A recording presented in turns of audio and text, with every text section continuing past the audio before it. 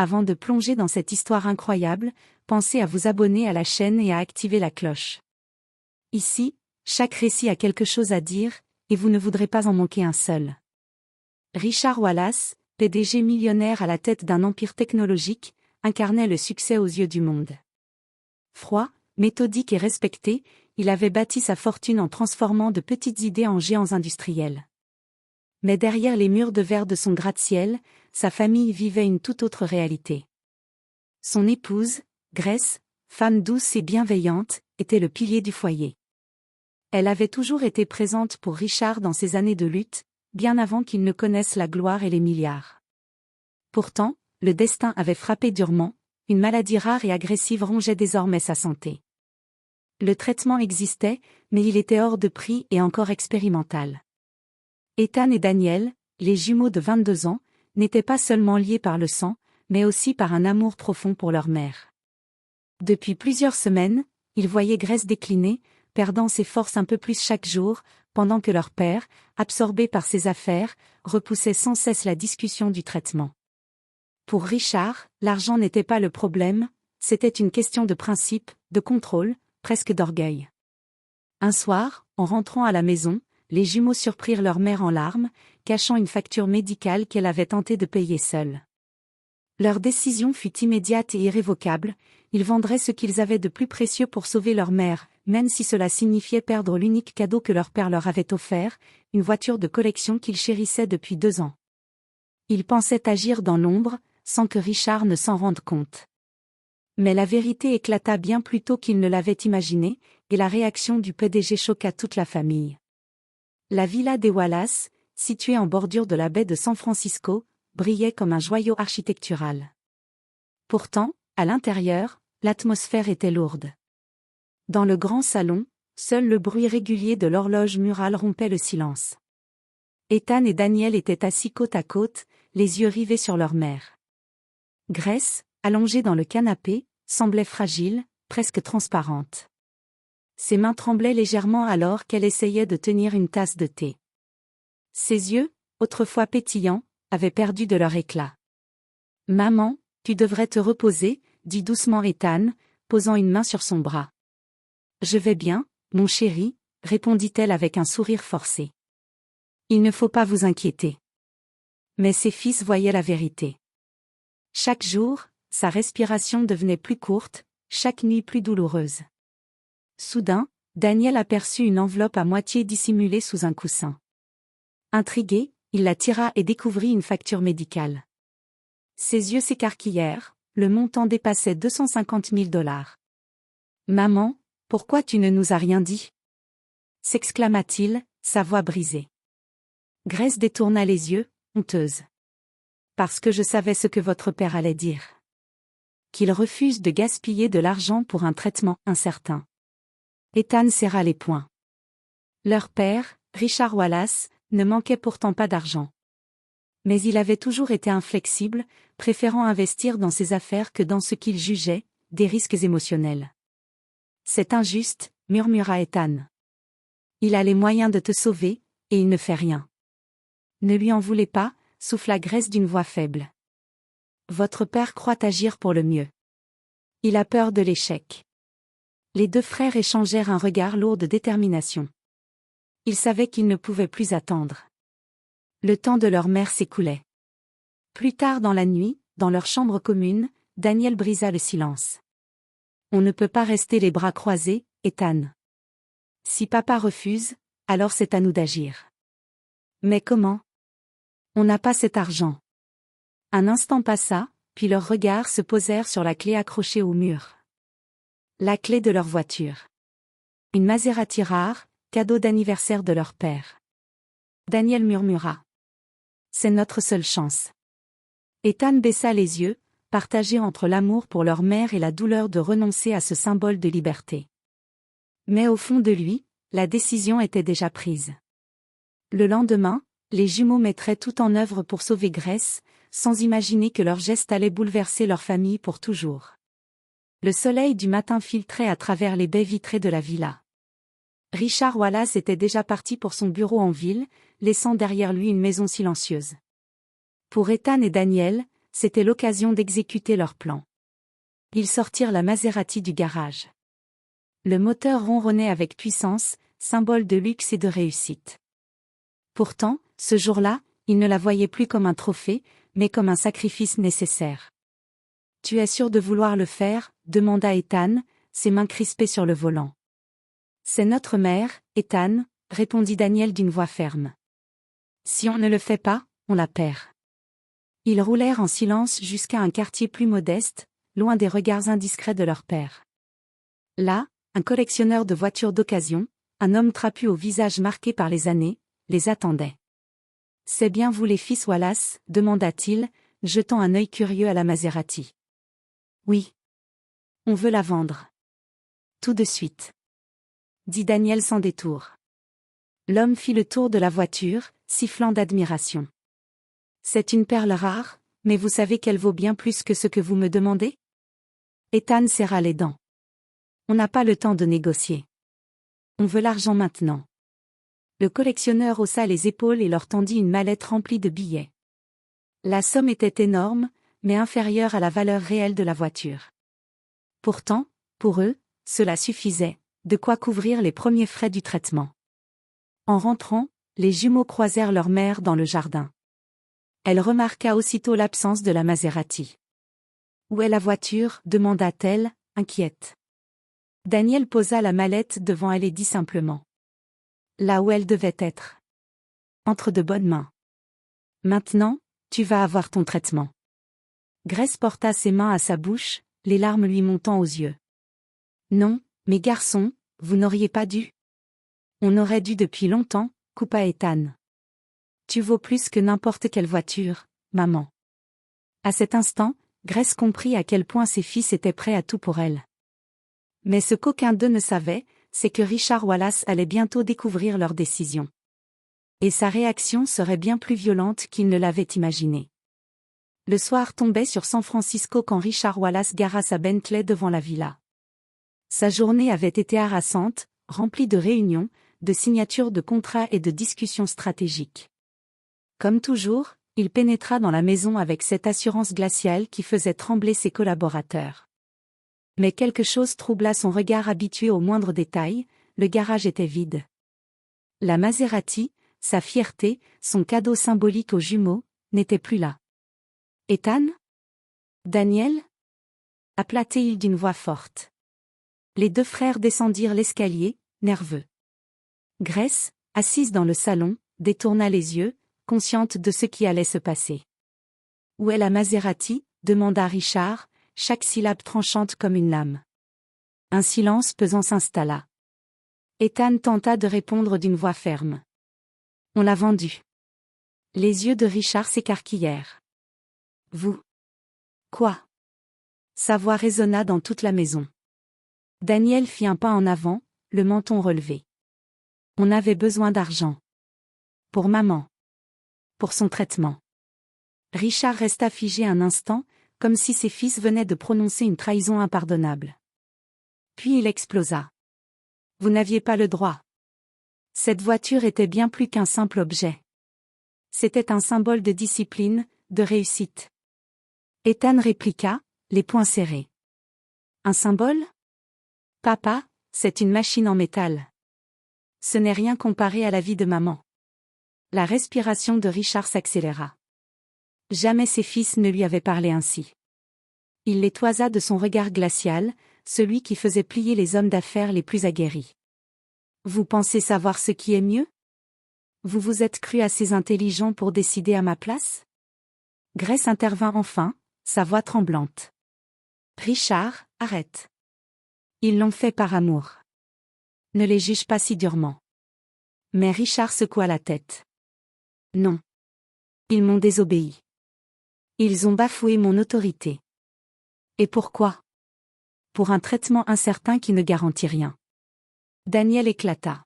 « Alors quoi, papa ? On laisse maman mourir parce que tu as peur de perdre de l'argent ? » Le silence qui suivit fut insupportable. Richard, les mâchoires crispées, quitta le salon sans un mot de plus, montant dans son bureau. Mais au fond de lui, quelque chose venait de se fissurer. Pour la première fois, il sentait que ses propres enfants le regardaient comme un étranger, voire comme un ennemi. Dans le couloir, Grace retint ses larmes.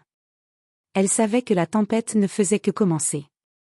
Le lendemain matin, la tension dans la maison était palpable. Richard avait quitté la villa avant l'aube, sans adresser un mot à sa femme ni à ses fils. Ethan et Daniel, eux, accompagnaient Grace à l'hôpital pour commencer les démarches du traitement. Ils pensaient pouvoir éviter leur père un moment, mais le destin en décida autrement. À l'hôpital privé, alors que Grace était installée dans une salle d'attente, un journaliste local, alerté par une fuite, approcha les jumeaux. « Excusez-moi, vous êtes bien Ethan et Daniel Wallace ? Les fils du PDG de Wallace Technologies ?» Les deux frères échangèrent un regard inquiet. « Oui, pourquoi ?» répondit Daniel prudemment. Le journaliste, un carnet à la main, poursuivit. « Est-il vrai que vous avez vendu votre Maserati de collection pour financer le traitement de votre mère ?» Les jumeaux restèrent figés. Comment cette information avait-elle filtré ? Ils pensèrent immédiatement à l'acheteur, qui avait peut-être parlé. Avant qu'ils ne puissent répondre, une voix grave résonna derrière eux. Assez. Richard venait d'arriver. Son costume impeccable contrastait avec la pâleur de ses fils. D'un geste autoritaire, il congédia le journaliste. Mais c'était trop tard, d'autres curieux avaient entendu, et certains sortaient déjà leur téléphone pour filmer. Richard attrapa ses fils par l'épaule et les entraîna dans un couloir isolé. Ses yeux lançaient des éclairs. « Vous avez osé laver notre linge sale en public ?» gronda-t-il. « On n'a rien dit. » protesta Ethan. « Mais les gens ont le droit de savoir qu'on se bat pour maman, alors que toi tu refuses. » Cette phrase heurta Richard de plein fouet. Pour la première fois, il se sentit publiquement jugé par ses propres enfants. Un médecin s'approcha alors, ignorant la tension palpable. « Monsieur Wallace ? Votre épouse doit commencer le protocole aujourd'hui. Nous attendons votre signature. » Richard resta immobile. Tous les regards étaient sur lui, ses fils, le médecin, et même quelques patients qui observaient discrètement. Son image de patriarche tout-puissant s'effritait. Finalement, d'une main crispée, il saisit le stylo et signa.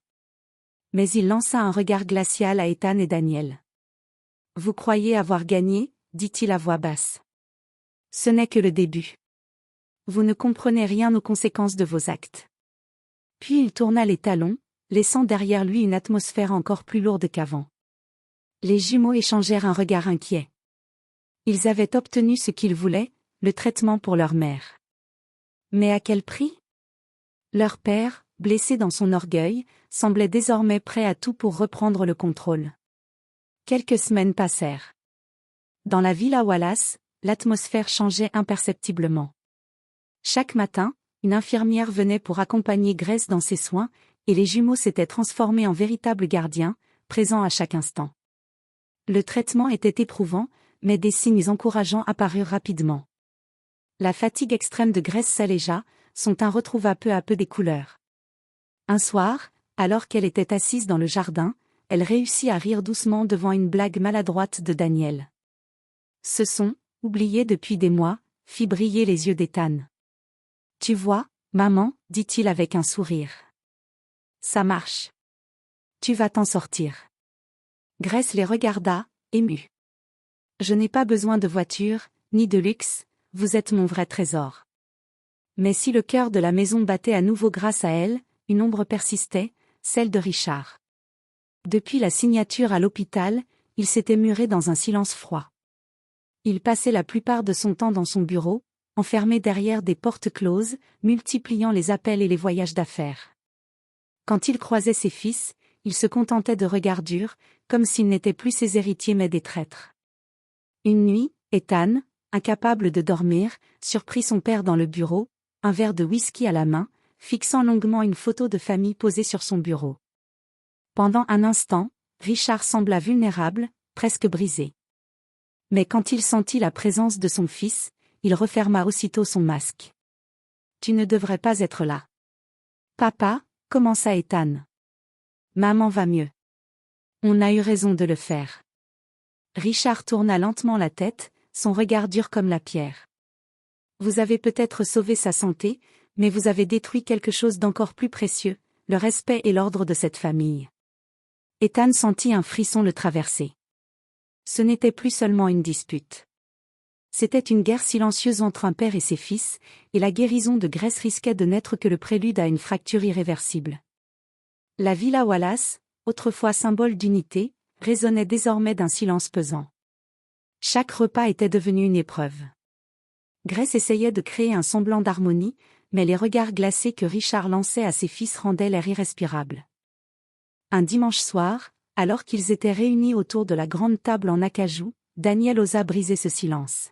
« Papa, maman reprend des forces. Le médecin dit que le traitement est efficace. » Grace hocha la tête doucement, un sourire timide aux lèvres. Mais Richard, sans lever les yeux de son assiette, répondit sèchement. « Efficace, pour combien de temps ? Ce traitement n'est pas garanti. Vous avez risqué l'avenir de cette famille pour une illusion. » Ethan serra les poings. « Une illusion ? Tu vois bien qu'elle va mieux. C'est toi qui refuses de le reconnaître. » Richard posa brutalement sa fourchette, le métal résonnant sur le bois. « Je refuse de voir deux gamins immatures détruire 20 ans de principe. Vous avez désobéi. Vous m'avez humilié en public. Et vous croyez mériter ma reconnaissance ? » Daniel, incapable de se retenir, éclata. « Ce n'est pas une question de principe, papa. C'est une question d'amour. Tu aurais préféré garder ta voiture plutôt que sauver ta femme ? » Les mots claquèrent comme un coup de fouet. Grace porta une main à sa bouche, les larmes aux yeux. Richard se leva d'un bond, ses traits marqués par la colère et la douleur mêlée. « Assez !» rugit-il. « Vous n'êtes plus des enfants. Vous avez pris une décision irréfléchie et vous l'avez imposée à moi, à cette maison. Mais sachez une chose, vous ne dirigez rien ici. Pas tant que je respire. » Le silence qui suivit était assourdissant. Les jumeaux restèrent immobiles, le cœur battant à tout rompre. Pour la première fois, ils comprenaient que leur père n'était pas seulement en désaccord, il était prêt à les considérer comme des adversaires. Grace, la voix tremblante, murmura. « Richard, tu ne vois pas ? Tu es en train de perdre tes fils. » Mais Richard ne répondit pas. Il quitta la pièce, son ombre se reflétant sur les murs immenses de la villa. Cette nuit-là, la fracture devint un abîme. Et aucun des trois Wallace ne savait encore jusqu'où cette guerre silencieuse allait les mener. Depuis le dîner explosif, un froid glacial s'était installé dans la villa.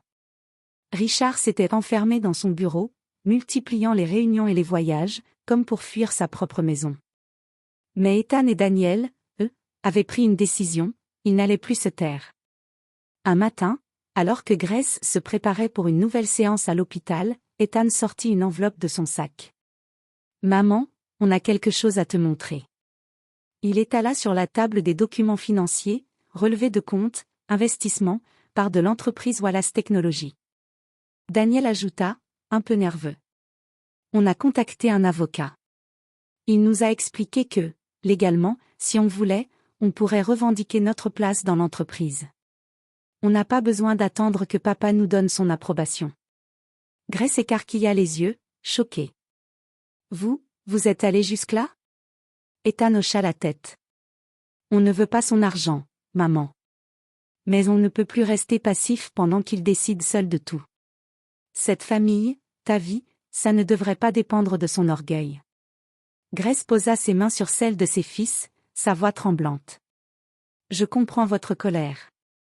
Mais ne laissez pas la haine vous transformer. Votre père, malgré tout, il vous aime. Il ne sait juste pas comment le montrer. » Mais les jumeaux n'étaient pas convaincus. Leur père, à leurs yeux, était devenu un tyran domestique. Quelques jours plus tard, ils passèrent à l'action. Profitant d'une absence de Richard, ils organisèrent une conférence caritative à l'hôpital, invitant journalistes et investisseurs, afin de lever des fonds pour financer la recherche sur la maladie de leur mère. Ils prirent la parole devant des dizaines de caméras, expliquant qu'aucun enfant ne devrait avoir à choisir entre la santé d'un parent et l'orgueil d'un père. L'événement fit grand bruit. Les journaux titrèrent. Les fils du PDG Wallace défient leur père pour sauver leur mère. Lorsque Richard découvrit les articles et les vidéos, sa colère fut indescriptible. Dans son bureau, il jeta son téléphone contre le mur et murmura d'une voix glaciale. Ils veulent la guerre, ils vont la voir. Mais derrière cette rage brûlante, une autre émotion naissait en lui, la peur. Car pour la première fois, Richard Wallace pressentait qu'il pouvait perdre non seulement son autorité, mais aussi l'amour de ses enfants. La villa Wallace n'avait jamais été aussi silencieuse que ce soir-là. Mais ce n'était pas un silence paisible, c'était celui qui précède la tempête. Les jumeaux savaient que leur père avait vu les journaux, les vidéos, les photos de la conférence. Ils attendaient le choc comme on attend un verdict. Lorsque Richard franchit enfin la porte, son pas résonnait lourdement sur le marbre. Il tenait encore un exemplaire du San Francisco Chronicle, dont la une affichait en lettres capitales. Les fils Wallace se révoltent, leur combat pour sauver leur mère. Il jeta brutalement le journal sur la table du salon. Alors c'est comme ça? Gronda-t-il, sa voix froide. Vous transformez la maladie de votre mère en spectacle pour salir mon nom? Daniel se leva, le regard brûlant. Ce n'était pas un spectacle. C'était la vérité. Et si ton nom a été sali, c'est par ton silence, pas par nous. Ethan ajouta, d'une voix ferme. Tu aurais pu être l'homme qu'on admire, le père qui se bat pour sa famille. Mais tu as préféré ton image et ton ego. Richard fit un pas vers eux, son regard de prédateur les transperçant. Vous croyez me défier? Vous croyez pouvoir prendre ma place? Vous n'êtes encore que des enfants. Un rire amer échappa à Daniel. Des enfants? Nous avons fait ce que toi, l'homme tout-puissant, n'a pas eu le courage de faire. On a choisi la vie de maman plutôt que le luxe. À ce moment, Grace entra dans le salon, soutenue par une canne. Sa voix tremblait, mais son regard était plus dur que jamais. Assez! Cria-t-elle. Vous parlez de symboles, d'orgueil, d'argent. Mais moi, je parle d'amour. Si vous continuez ainsi, vous allez détruire cette famille pour toujours. Le silence retomba. Richard, les mâchoires crispées, détourna les yeux un instant. Il n'avait pas l'habitude d'être désarmé par sa propre épouse. Mais en voyant Ethan et Daniel serrer les poings, prêts à tout, il comprit que le point de non-retour avait été franchi. Finalement, il déclara d'une voix glaciale. Très bien. Vous voulez agir en adulte? Alors assumez les conséquences. À partir de maintenant, vous n'aurez plus rien de moi. Ni soutien, ni protection, ni héritage. Les jumeaux restèrent figés, mais aucun ne recula. Ethan murmura. On n'a pas besoin de ton argent, papa. On a déjà sauvé ce qui compte le plus. Richard se détourna et quitta le salon sans un mot de plus. La porte claqua derrière lui. Et ce soir-là, la maison Wallace cessa d'être un foyer, pour devenir un champ de bataille. Les jours suivants, l'image de Richard Wallace commença à vaciller. Les journaux et réseaux sociaux ne parlaient plus seulement de la fortune du PDG, mais de sa froideur, de son indifférence face à la souffrance de sa femme. Les investisseurs, habitués à le voir inébranlable, commencèrent à douter de son jugement. Au siège de Wallace Technologies, le téléphone n'arrêtait pas de sonner. Les actionnaires réclamaient des explications. Certains menaçaient de retirer leurs fonds. Même les médias internationaux commentaient le « scandale familial », avec fascination, les fils du PDG avaient défié leur père pour sauver leur mère malade. Richard, dans son bureau, fixait son reflet dans la vitre. Son empire, bâti pierre par pierre, semblait vaciller devant sa propre incapacité à gérer une crise personnelle. « Comment ont-ils osé me défier ainsi ?» murmura-t-il, les mains crispées sur le bureau. Pendant ce temps, Ethan et Daniel, malgré la tension avec leur père, continuaient à se concentrer sur leurs priorités, la santé de leur mère. Grâce à leur détermination et au traitement, Grace reprenait des forces. Elle pouvait maintenant marcher sans assistance, sourire sans effort, et même rire à nouveau avec ses fils. Un soir, alors que Richard passait en revue les journaux, un étrange sentiment le traversa. Il se rendit compte que, malgré tout, ses enfants avaient agi avec courage et amour. Et pour la première fois, il sentit un pincement de regret profond. Mais l'orgueil restait là, lourd, difficile à dompter. Il savait que pour recoller les morceaux, il devrait non seulement affronter sa propre arrogance, mais aussi reconquérir la confiance de ses fils, chose qu'il n'avait jamais faite auparavant. Ce soir-là, dans la villa, la tempête médiatique continuait de rugir à l'extérieur, tandis qu'à l'intérieur, un père confronté à sa chute intérieure prenait conscience d'une vérité qu'il avait longtemps refusée: le pouvoir et l'argent ne remplacent jamais l'amour et la famille. Quelques semaines après la tempête médiatique, la villa Wallace restait calme. Les jumeaux et Grace s'étaient réinstallés dans une routine plus douce. Grace, désormais visiblement plus forte, pouvait marcher sans aide et profiter à nouveau de la vie. Ethan et Daniel, fiers mais prudents, surveillaient encore chaque étape du traitement. Richard, quant à lui, passait de longues heures seul dans son bureau, réfléchissant à ce qui avait été perdu et à ce qu'il pouvait encore sauver. L'orgueil, qui avait guidé tant de ses décisions, commençait enfin à céder devant la réalité. Ses fils avaient agi par amour, et son silence aurait pu coûter la vie de Grace. Un soir, alors que le soleil se couchait derrière la baie, Richard descendit dans le salon. Il trouva sa femme et ses fils assis autour de la table, discutant et riant doucement pour la première fois depuis longtemps. « Maman. Ethan. Daniel, commença-t-il, la voix tremblante. Les jumeaux levèrent les yeux, méfiants mais attentifs. Je me suis trompé. J'ai été aveuglé par l'orgueil et la peur. Je n'ai pas agi en père, mais en PDG. Et pour ça, je suis désolé. » Grace sentit ses yeux s'emplir de larmes. « Richard, » murmura-t-elle, posant sa main sur la sienne. « Nous savions que tu pouvais changer. » Ethan et Daniel échangèrent un regard surpris. Puis Ethan s'avança. « Papa, on ne voulait pas te défier pour te blesser. On voulait juste sauver maman. Mais on ne voulons plus que tu nous éloignes de toi. » Daniel ajouta. « On est une famille. On peut se disputer, se révolter, mais on doit rester unis. » Un silence doux s'installa, chargé de compréhension et de soulagement. Richard, pour la première fois depuis longtemps, sourit sincèrement. « Vous avez raison. On va recommencer, ensemble. » Et ce soir-là, la villa Wallace retrouva sa chaleur d'antan.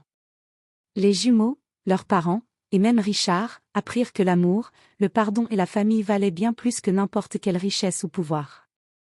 Les jours suivants, Richard s'investit davantage auprès de sa famille. Il apprit à écouter ses enfants, à reconnaître leurs choix et leur courage. Grace, entourée de l'amour retrouvé de son mari et de ses fils, reprit goût à la vie. Et Ethan et Daniel comprirent que, parfois, il faut briser les règles pour protéger ce qui compte vraiment. La famille Wallace renaissait, plus forte et plus unie que jamais. Et la leçon était claire: la véritable richesse ne se mesure pas en dollars, mais en amour et en solidarité.